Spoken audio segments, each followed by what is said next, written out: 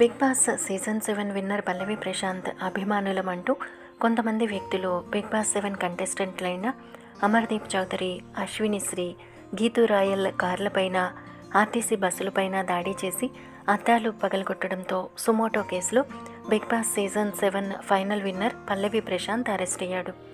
అయితే ఆ తర్వాత బెయిల్ మీద విడుదలైన సంగతి తెలిసిందే.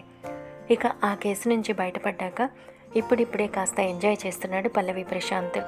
బిగ్ బాస్ హౌస్లో శివాజీ పల్లవి ప్రశాంత్కి సపోర్ట్ చేస్తూ ప్రశాంత్ బిగ్ బాస్ హౌస్లో ఉండడానికి పరోక్షంగా శివాజీయే కారణమయ్యాడు.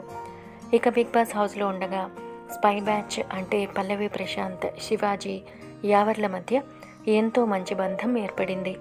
జైలు నుంచి విడుదలయ్యాక హైదరాబాద్కి వచ్చిన పల్లవి ప్రశాంత్ శివాజీని తాను కలవాలనుకుంటున్నానని, తాను ఉన్న చోటికి రమ్మంటూ శివాజీకి లొకేషన్ని షేర్ చేశాడు పల్లవి ప్రశాంత్. అయితే శివాజీ అక్కడికి వెళ్లేలోపే పల్లవి ప్రశాంతే సడన్గా శివాజీ ఇంటికి వచ్చేసి పెద్ద సర్ప్రైజ్ని, షాక్ని ఇచ్చాడట శివాజీకి.